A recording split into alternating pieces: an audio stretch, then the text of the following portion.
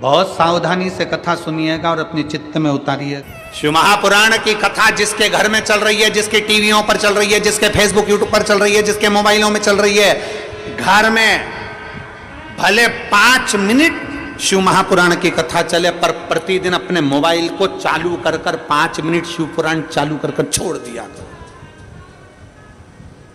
घर में टीवियों पर अगर कथा आए तो भले सुनो चाहे नहीं सुनो, 5-10 मिनट उस टीवी को चालू कर छोड़ा करो, जिससे वो शिव महापुराण के शब्द हमारे घर के वातावरण को शुद्ध करें। वो कैकेयी अयोध्या में रहती थी, राम जी के साथ रहती थी, दशरथ कौशल्या सुमित्रा के साथ रहती थी, गुरुजी रोज का ज्ञान देते थे, पति रोज सूर्य को अर्घ चढ़ाता था, तो भी वो कैकेयी की बुद्धि बदली क्या? अरे बोलो तो नहीं। और वह विभीषण को देख लो, जो रावण की लंका में रहता था, पूरे राक्षसों में रहता था, सारे मदिरापान करने वालों में रहता था, सारी प्रवृत्ति से बेकारों के साथ रहता था, उसके बाद भी विभीषण बिगड़ा क्या? अरे बोलो तो कैकेयी सुधरी नहीं और विभीषण बिगड़ा। अगर संगत का असर होता तो विभीषण कब का बिगड़ गया होता, संगत का असर होता तो फिर तो कैकेयी भी कब की सुधर गई होती। पर संगत से मूलता शिव पुराण नहीं करती, शिव पुराण कहती है संस्कार की मूलता है कि हमारे संस्कार कैसे हो, हम क्या दे रहे हैं बच्चों। कौवा और हंस की दोस्ती हो गई, दोनों रहने लगे। कौवे ने कहा हंस से, भाई मुझे बहुत भूख लग रही है, कुछ ला दे। हंस गया तुरंत, ठीक है मैं तेरे लिए कुछ लेकर आता हूँ। और हंस दौड़ कर गया। हंस क्या चुगते थे? मोती। हंस मोती लेकर आ गए, ले ये मोती ले। और कौवा बोला भैया ये कैसे खाएंगे, हम खाएंगे तो हमारी तो चोंची टूट जाएगी। अब कौवा मोती कभी खाया हो तो खाएगा, हम नहीं खा सकते। हंस कहते हैं भैया हम तो यही खाते हैं इसलिए तुमको ये खिला दिया। अरे भाई, कौवा भूखा रहने लगा, 8 दिन निकल गए। आज कौवे ने कहा हंस अब तू मेरे यहाँ चल। हंस को ले गया। कौवा कहाँ रहता था? शमशान में, बड़ के पेड़ के ऊपर। हंस को भी बिठा लिया। थोड़ी देर बाद हंस ने कहा भैया मुझे भूख लग रही है। कौवा दौड़ कर गया और एक मरे कुत्ते का मांस उठाकर हंस को ला कर दिया। हंस ने कहा ये क्या है? कौवा बोला ले हम तो ये खाते हैं, जो खाते हैं तुम्हारे लिए ला दिया। हंस बोला मैं मर जाऊंगा पर ये गंदी चीज नहीं खाऊंगा। अरे हम तो यही खाते हैं इसलिए तुम भी खा लो। नहीं नहीं मैं खाने वाला नहीं हूं, ये तो मैं नहीं खाऊंगा। दोनों बात कर रहे थे। नीचे एक राजकुमार बैठा था, वो मांस का टुकड़ा उस राजकुमार पर गिर गया। राजकुमार को क्रोध आया, उसने कौवे को साध कर बाण छोड़ा। जैसे ही छोड़ा कौवा उड़ गया और हंस को बाण लग गया। हंस जमीन पर गिर गया। हंस जमीन पर गिरा और जैसे ही हंस जमीन पर गिरा राजकुमार ने हंस से कहा हंस देव मैंने तो कौवे को बाण मारा था और बाण तुमको लग गया। अरे हंस बोला राजकुमार तो ये तुम्हारी दिक्कत नहीं, ये तुम्हारी गलती नहीं, गलती मेरी है। मैं बुरे की संगत में बैठ गया और बुरा व्यक्ति बुरा काम करके निकल गया और अच्छा व्यक्ति जेल में धरा गया।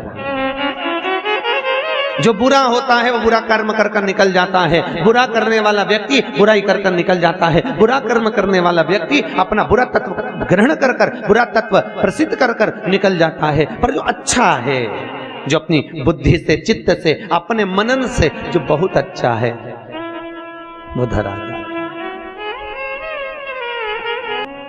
श्री नारद जी महाराज ने तप किया, रामचरितमानस में आपने श्रवण किया, शिव महापुराण में भी लिखा है। देव ऋषि नारद तप करे, कामदेव को जीत लिया। जब कामदेव को श्री देव ऋषि नारद ने जीता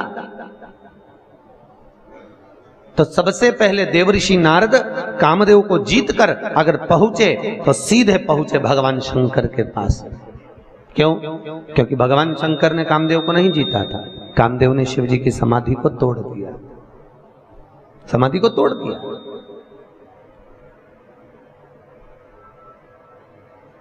अब दुनिया के लोगों ने कहा बताओ वो देव ऋषि नारद काम को जीत लिए पर भोलेनाथ काम को नहीं जीत पाए। भैया तुमको कौन समझाए? वो कामदेव शंकर भगवान का साड़ू भाई था। दक्ष प्रजापति ने रति भी आई थी कामदेव को, सती भी आई थी। अरे बोलो तो महादेव को, शंकर जी को। अब ईमानदारी से बोलो, साड़ू भाई आएगा तो सम्मान करने के लिए खड़ा होना पड़ेगा कि नहीं होना पड़ेगा? तो कई लोगों ने कहा भगवान भोलेनाथ को तो आंख बंद करके बैठे रहना था, कामदेव क्या बिगाड़ लेता?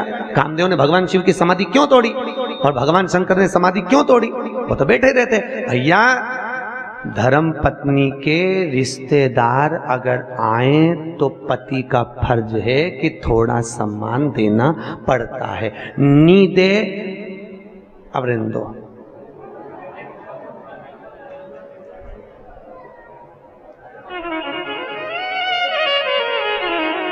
सम्मान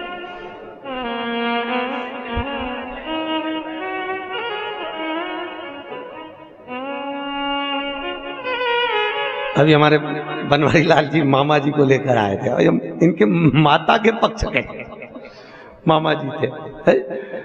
तो भी सम्मान दे रहे थे कि नहीं दे रहे? भैया ये हमारे मामा पक्ष के हैं, हमारे मामा है। फिर कहा ये मामा की बहू है, सम्मान दे। अब देवऋषि नारद को क्या दिक्कत? देवऋषि नारद तो अपने आनंद मस्ती में, पर भगवान शिव को तो पूरी रिश्तेदारी देखना पड़ेगी ना। सबसे सुंदर अगर कोई रिश्तेदारी निभाना जानता है तो मेरा महादेव जानता है। दुनिया में कोई नहीं जान सकता इतनी सुंदर रिश्तेदारी मेरा शंकर निभाता, मेरा भोलेनाथ निभाता, सबसे सुंदर।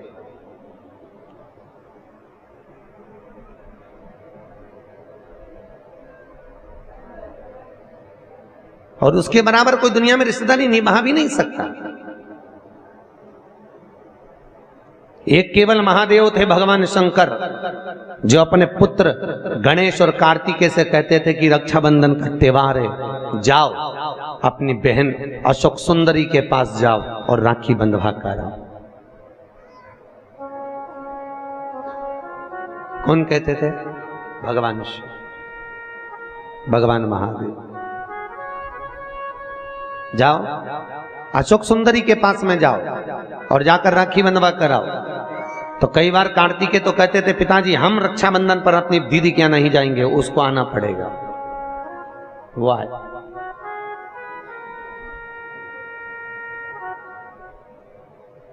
तो भगवान भोलेनाथ कहते थे कार्तिकेय, जब तक माता पिता अगर जीवित हैं तब तक घर के बेटे को अपनी बहन के दरवाजे पर जाते रहना चाहिए।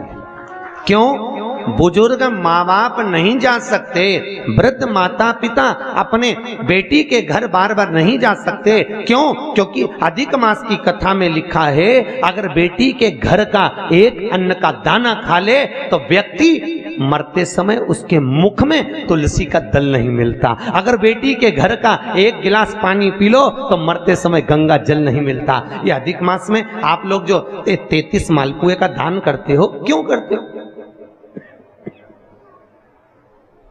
काहे के लिए करते हो? करते हो ना 33 मालपुए, 33 मालपुए, 30 मालपुए 30 दिन के, 31वां मालपुआ हमने अगर ब्राह्मण गुरु के घर का खाया हो तो दोष ना लगे। 32वें नंबर का मालपुआ हमने अगर बेटी के घर का, बहन बेटियों के घर का खाया हो तो दोष ना लगे। और 33वें नंबर का मालपुआ हमने अगर मान लो सूतक या सावड़ का खाया हो तो हमको दोष ना लगे। इसलिए 33 मालपुए का दान होता अधिक मास में।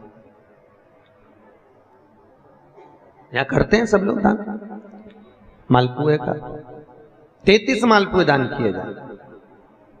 अगर हमने बेटी के घर का कुछ खाया हो तो दोष ना लगे, उसके लिए। और मालपुए का भी क्रम आपको वर्णित है, पहले भी आपको बताया है कि 90 नंबर के मालपुए पर अगर लौंग रखकर दान कर दी जाए तो नारी कभी विधवा होकर नहीं मरती, अखंड सौभाग्य लेकर जाती है। 11वें नंबर के मालपुए पर अगर सिक्का रखकर दान कर दिया जाए तो जिंदगी में कभी लक्ष्मी की कमी नहीं आती। 21वें नंबर के मालपुए पर तुलसी का पत्ता रखकर दान कर दो, कभी जीवन में संपदा की कमी नहीं रहती। जिस व्यक्ति के यहाँ कोई ना कोई बीमार पड़ा रहता हो तो 14वें नंबर के मालपुए पर लाल कलर का छोटा सा कपड़ा रखकर दान कर दीजिए। घर में कभी जिंदगी में कोई बड़ी बीमारी नहीं आएगी, ना हार्ट अटैक, ना एक्सीडेंट, ना कभी शुगर, ना कभी ब्लड प्रेशर। इतना मालपुए का महत्व है। अधिक मास के एक एक मालपुए का अलग अलग वर्णन अधिक मास की किताब में लिखा हुआ। अधिक मास की कथा में बढ़ना, अलग अलग मालपुए का क्रम है कि अधिक मास में हमें किस मालपुए पर क्या रखकर दान देना चाहिए, कैसा नियम है, कैसा हम कैसे आज हम कहीं बेटी के घर का अन्न अगर पा लिए हैं तो यहां शास्त्र कह रहा है, भगवान शिव कह रहे हैं कि अगर माता पिता जीवित हैं और माता पिता अपने बेटी के घर अगर नहीं जा सकते तो वो अपने बेटे को कहते हैं कि तू जा, और तू जाकर अपनी बेटी के यहाँ अपनी बहन के घर जाकर रक्षाबंधन पर राखी बंधो,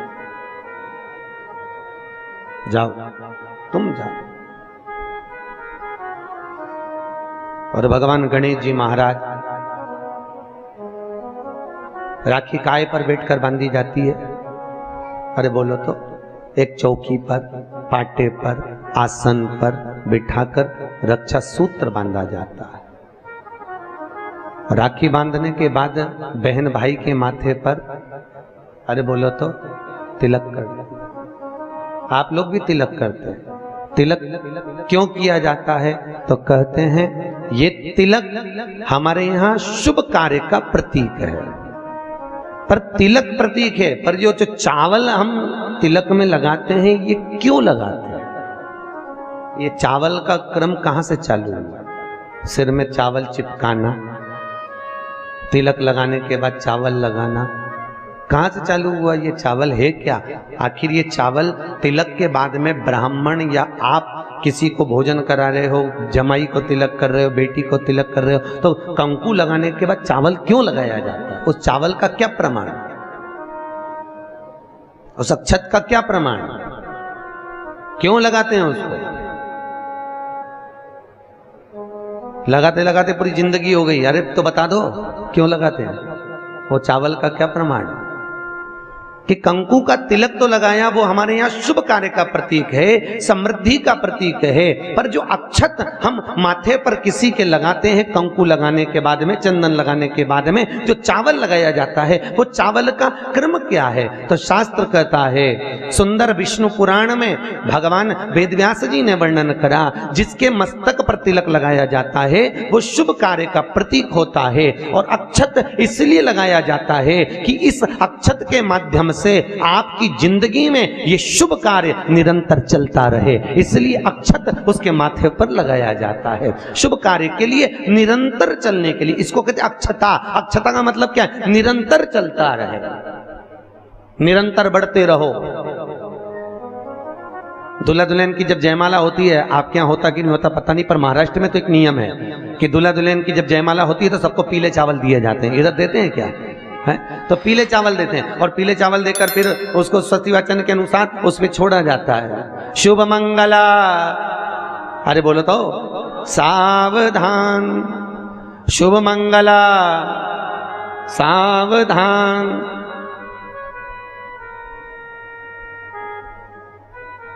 उसके ऊपर छोड़ते हैं कि सावधान। और ये चावल तुम्हारे मस्तक पर जो पड़ा हुआ है, तुम्हारे मस्तक पर जो डाला जा रहा है, तुम्हारी जिंदगी इसी प्रसन्नता में निरंतर बढ़ती चली जाए, वो अक्षता का मतलब है। केवल एक देव है महादेव, जिनको खंडित चावल कभी नहीं चढ़ता। शिव जी को आप बहुत सारा चावल नहीं चढ़ा सकते, एक दाना चढ़ाओ, पर खंडित मत चढ़ाओ। अक्षत शंकर को कोई चीज खंडित नहीं चढ़ती, बेलपत्र भी चढ़ाओ, भले एक चढ़ाओ, पर पूर्ण चढ़ाइए। भगवान भोलेनाथ को पुष्प चढ़ाइए, पूर्णता में चढ़ाइए। हम कई जगह मंदिरों में जाते हैं तो भगवान के ऊपर फूल देखते हैं, तो फूल कई बार शिव जी के ऊपर, कई बार शिव जी के ऊपर, भगवान के ऊपर, आपके घर के मंदिर में कई बार कई लोग जो पुष्प चढ़ाते हैं, वो पुष्प चढ़ाने का तरीका भी लोगों को नहीं मालूम। जो फूल चढ़ाते हैं वो कई बार देवता के ऊपर रख देते हैं इस तरह से। भैया शास्त्र कहता है, जिसके ठाकुर जी पर, जिसके मंदिर में, जिसके देवी देवता पर अगर पुष्प को उल्टा रख दिया जाए तो जितने शुभ कार्य हमारे घर में होने वाले रहते हैं वो सारे टलते चले जाते हैं। आज की जगह कल, कल की जगह परसों, परसों की जगह नरसों, नरसों की जगह खरसों। तुम करके देखना, अपने आप शुभ कार्य टलेंगे। इसलिए भगवान के सम्मुख में जो पुष्प चढ़ाया जाता है वो सीधा चढ़ाया जाता है। यहां तक शास्त्र कहता है अगर भगवान को पुष्प चढ़ा रहे हो तो अगर सीधा और उल्टा नहीं मालूम तो नीचे की जो डांट है उसको तोड़ दीजिए और पत्ती की पत्ती, पंखड़ी की पंखड़ी भगवान को समर्पित कर दीजिए। वो शिव जी को स्वीकार होगा, वो भगवान को स्वीकार होगा। ये उसी में कहा है, उसी में का शुक्र है। जैसे पानी में पड़ा हुआ पुष्प, काय में पड़ा हुआ, अरे बोलो जम के, पानी में। कई माताओं की आदत रहती है, हमने कई ब्राह्मणों को भी देखा, कई लोगों को देखा, क्या करते हैं, कमंडल ले जाते हैं, कमंडल डोलची, कमंडल में पानी रहता है, एक बाल्टी में पानी रहता है और पेड़ पे से तोड़ के उसमें डालते रहते हैं। फूल को तोड़ा, उस बाल्टी में डाल दिया, बाल्टी में पानी है, उस पानी में फूल डल गया। और अगर पानी में फूल डल गया और उस फूल को निकालकर आपने महादेव को समर्पित करा, देवी देवता को समर्पित करा, ठाकुर जी को समर्पित करा, कृष्ण राम नारायण लक्ष्मी को समर्पित करा, तो जो पानी में पड़ा हुआ फूल निकालकर अगर हमने देवता को चढ़ाया तो वो निर्माल्य के तुल्य हो गया। काय के तुल्य है? निर्मल। निर्मल जानते हो, भगवान पे चढ़ा हुआ फूल, मतलब उसका कोई परिभाषा नहीं है, तुम कितने ही चढ़ा लो, वो निर्माल्य के तुल्य। अगर पानी में पड़ा हुआ पुष्प निकालकर पानी के लोटे में से, पानी के कलश में से, पानी की बाल्टी में से उठाकर चढ़ाया है तो वो निर्माल्य हो गया, मतलब चढ़ाया फूल हो गया, उसको भगवान स्वीकार नहीं करते, याद रखिए। उसी तरह जैसे तांबे की प्लेट में रखा हुआ चंदन, तांबे की प्लेट में अगर चंदन रखा है और वो अपन ने लगा दिया तो वो चमड़े के बराबर हो जाता है। इसलिए तांबे की प्लेट का चंदन किसी को नहीं चढ़ाया जाता, किसी देवता को नहीं लगाया जाता, किसी देवता, निर्माल्य।